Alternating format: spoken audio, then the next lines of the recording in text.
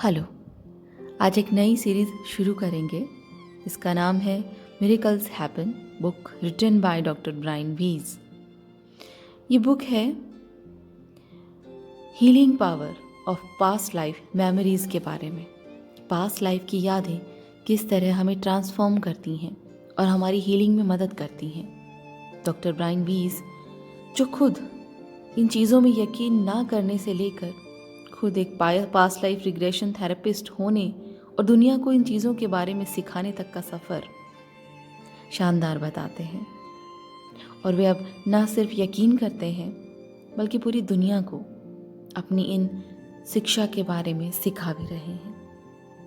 इस बुक में बहुत सारे ऐसे केस हैं जिन लोगों ने उनके सेशंस लिए, जॉइंट सेशंस लिए, और उसमें उन्हें ऐसी ऐसी चीज़ें याद आई जो उनकी हीलिंग में बहुत मदद करती हैं।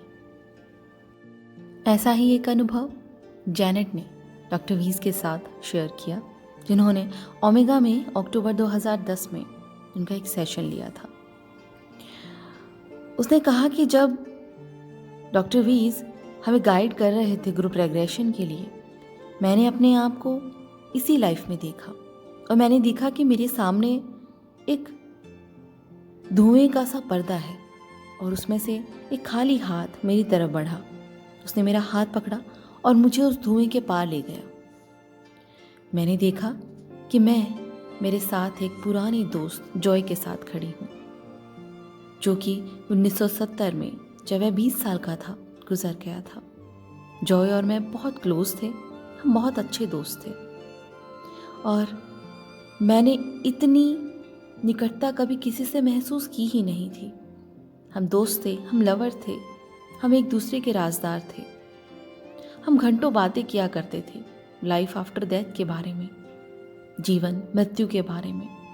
हमने एक दूसरे से वादा भी किया था कि जब दोनों में से कोई भी एक पहले जाएगा, वो वापस आकर बताएगा, एक्सप्लेन करेगा कि ये कैसा है, कि दूसरी दुनिया कैसी है।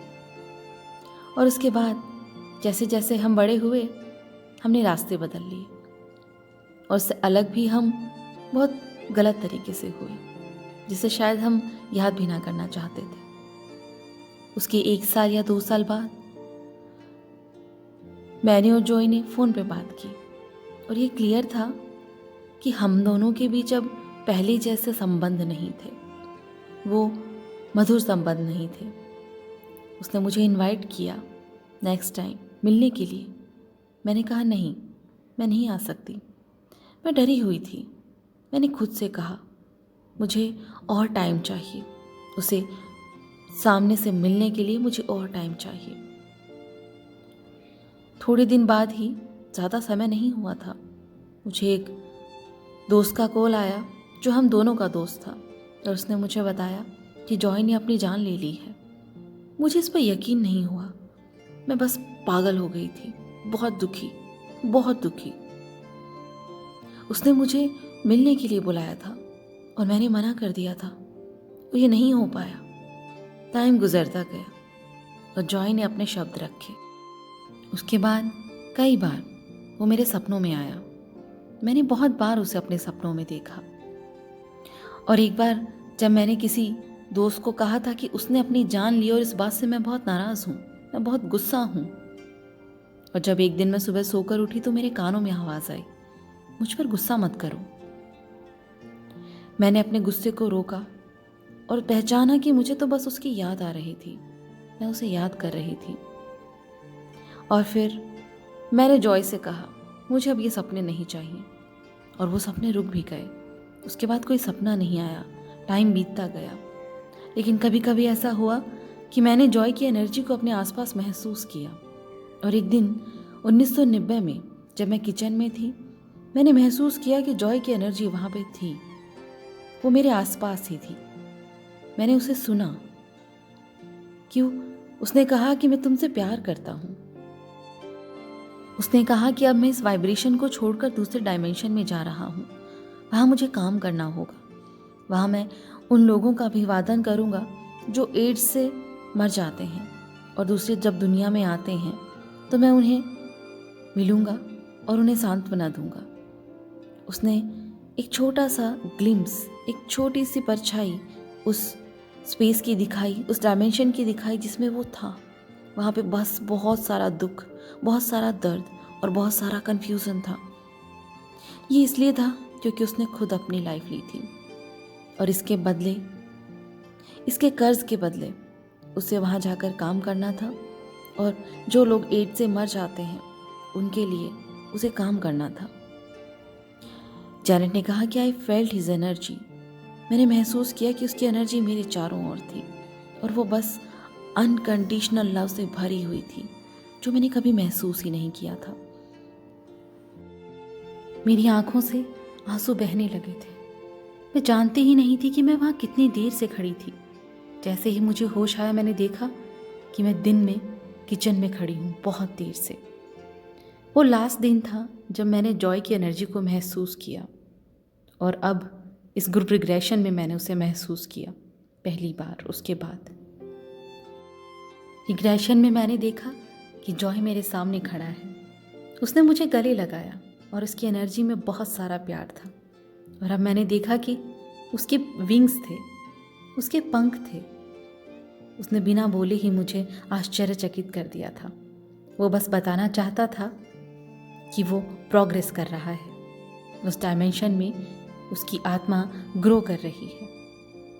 मैं महसूस कर सकती थी उसके विंग्स को मेरे चारों तरफ। मैंने महसूस किया उसकी एनर्जी को मेरे चारों तरफ, बहुत सारा प्यार।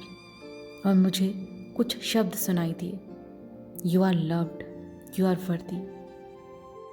मेरी आंखों से बस आंसू बह रहे थे और जॉय ने मुझे तब तक गले लगाए रखा जब तक कि मैंने उस मैसेज को पूरी तरह से आत्मसात ना कर लिया हो, मैंने अपने आप को पूरी तरह से सरेंडर ना कर दिया हो। और तभी डॉक्टर वीज़ की आवाज़ मेरे कानों में पड़ी और मैंने अपनी आंखें खोल ली। मैं वापस आ गई।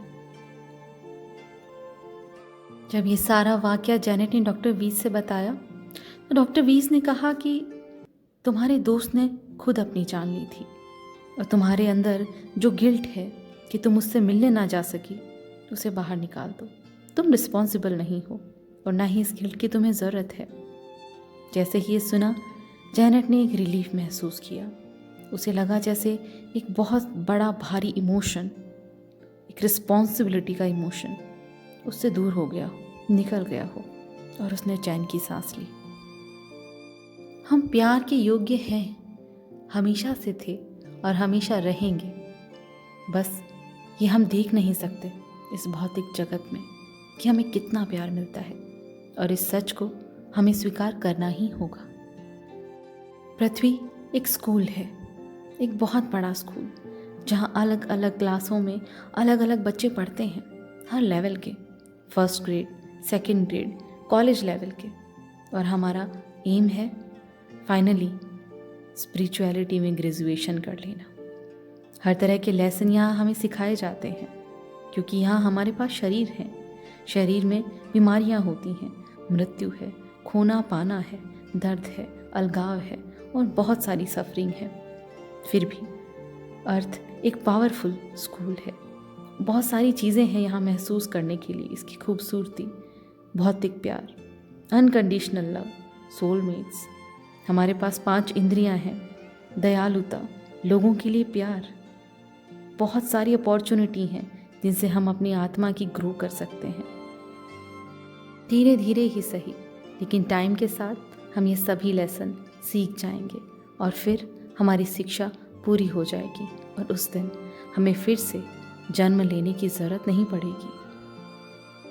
जैनेट के अनुभव से ये पता लगता है कि हमारी शिक्षा इस भौतिक जगत के पार उस दूसरी दुनिया में भी जारी रहती है। भले ही हम ये शारीरिक बॉडी छोड़ देते हैं, लेकिन फिर भी हमारी चेतना तो जारी रहती है और ये स्कूल और ये शिक्षा दूसरे डायमेंशंस में भी लगातार जारी रहती है।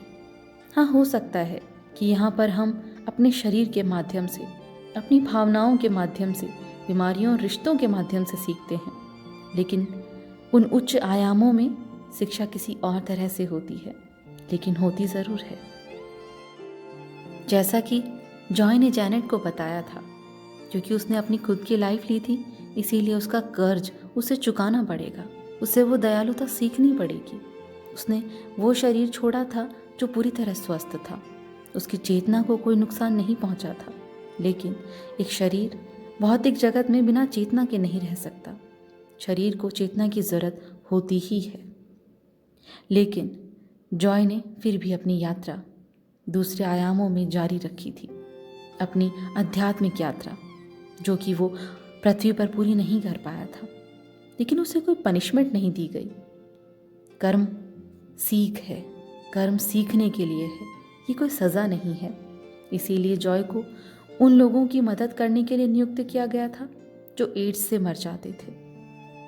जॉय को ये काम इसलिए दिया गया था क्योंकि एड्स एक ऐसी बीमारी है जो शरीर को नष्ट कर देती है, और बहुत ही अल्प आयु में लोग इसलिए मर जाते हैं क्योंकि उनका शरीर उनके साथ नहीं देता। तो जॉय को ये लेसन सीखना ज़रूरी था कि उसने एक स्वस्थ शरीर को छोड़ा था। जीवन एक उपहार है।